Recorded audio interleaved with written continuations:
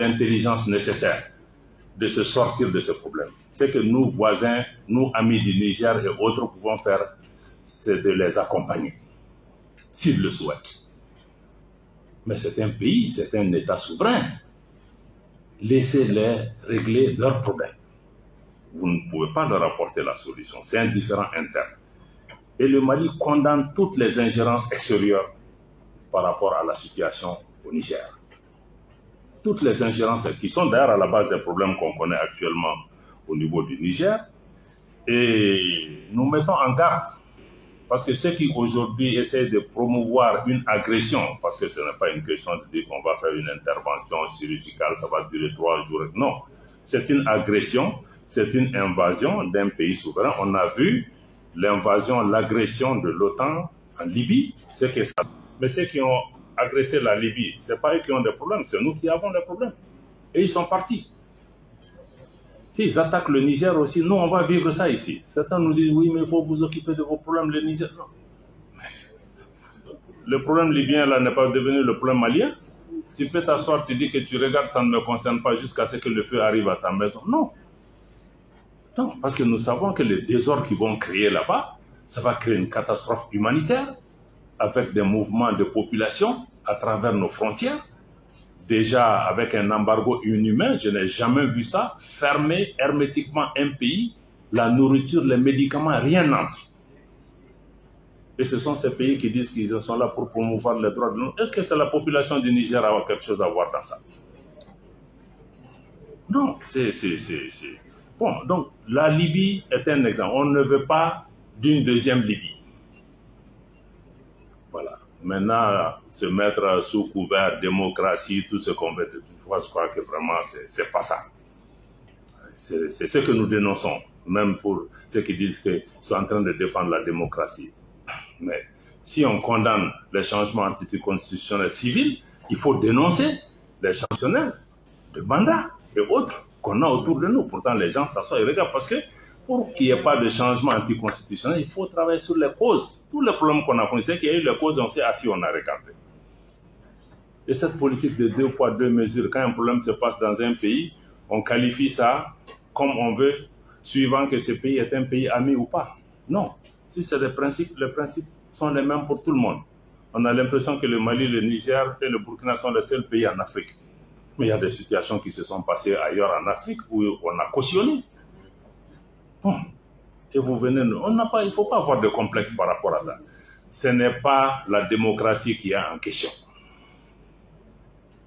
Ce n'est pas la démocratie qui ne vient pas. On est tous engagés pour la démocratie, on vient de changer la constitution, on va aller. Mais ce n'est pas ce qu'eux cherchent. Parce que même dans la démocratie, ils veulent qu'ils viennent des gens qui leur sont favorables. En fait, c'est ça la question. La démocratie, c'est que si j'ai quelqu'un que je contrôle qui est là, c'est un démocrate. Voilà. Ça, ça ne tient pas. Et ce qui est aussi à la cause des situations actuelles, c'est qu'il n'y a pas de solidarité. Ces pays qui viennent aujourd'hui, qui donnent des leçons au Niger, au Mali, etc. Mais est-ce qu'ils nous ont amené un seul Kalachnikov pour nous battre? Non. La CEDEAO se lève, on a force en attente, on est en train d'activer. On s'est dit, ah bon, tout ce temps-là, vous avez une force? Pendant 10 ans, nos gens sont morts, les terroristes nous ont attaqués. On n'a jamais vu un sommet pour dire que oui, on va envoyer 1000 hommes au Mali pour se battre contre les terroristes. Maintenant que vous avez un des vôtres qui est entre les mains des militaires, vous vous réveillez et puis tout de suite vous avez une force. Quel message ça envoie aux populations africaines? Est-ce que c'est leur vie qui est importante? Ou c'est autre chose? Ou c'est d'autres jeux? Ou c'est d'autres qui ont besoin de la CEDEAO pour faire le sale boulot pour eux? Donc c'est pourquoi le Mali, nous on a été absolument clair, on n'est pas d'accord.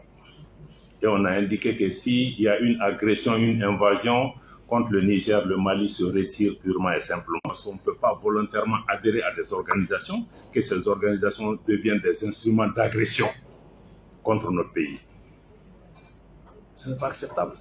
On ne peut pas mettre notre argent dans des banques centrales, la BCEAO, qui est censée être notre institut d'émission monétaire souverain, qui devient un instrument pour affamer nos populations. Ce n'est pas acceptable. Je crois que c'est toutes ces questions aujourd'hui que nous avons en tête. Et dernier point que je vais évoquer par rapport vraiment à l'action diplomatique que nous voulons, c'est la notion de diplomatie culturelle. Nous tenons beaucoup à ce concept parce que je l'ai indiqué au début, parce que la culture, c'est d'abord l'affirmation de notre identité. Qui nous sommes, d'où nous venons, où nous partons, qu'est-ce qui nous différencie des autres dans ce monde. Quand moi je parle avec des Chinois, mais quand je viens du Mali, ça doit se sentir parce que je transporte avec moi tout un bagage historique et culturel qui forge mon identité.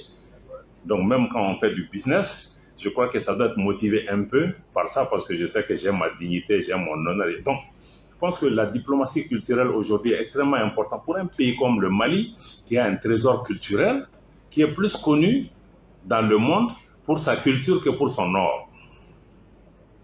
Donc la culture nous permet aussi de nous repositionner sur la scène internationale en tant qu'acteur important, acteur qui vient avec quelque chose, qui est notre passé, nos biens culturels, nos valeurs culturelles.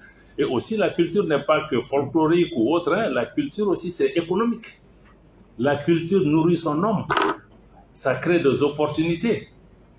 Ne serait-ce que parce qu'aujourd'hui, si nous décidons tous de mettre le coton malien, mais on n'a pas à aller chercher des marchés pour les agriculteurs de coton à l'extérieur. Ça crée des économies, ça va utiliser des gens. Donc la culture aussi, c'est tout un moteur de pouvoir nourrir les gens. Et nous pensons qu'aujourd'hui, il faut mettre l'accent sur cette diplomatie culturelle qui permet de valoriser et de positionner notre pays par rapport à l'international.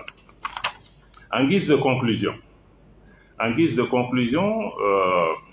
je veux dire qu'il est important en tout cas de retenir que, comme vous l'avez noté dans ma présentation, que le visage de l'action diplomatique malienne a fondamentalement changé pendant cette période de transition, même si les socles et les principes sur lesquels sont bâtis notre diplomatie sont restés les mêmes.